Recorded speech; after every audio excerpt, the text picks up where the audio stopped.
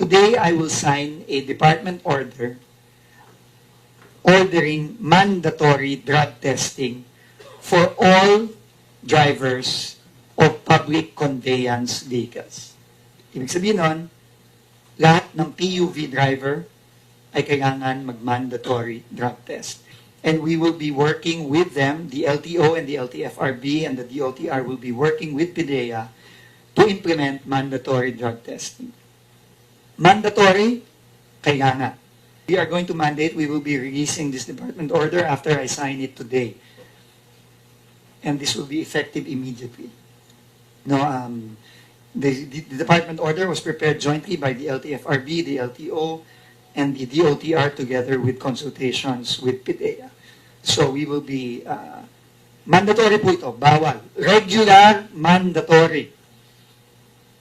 Hindi lang to pagka mag-renew ka ng lisensya, mag-renew ka ng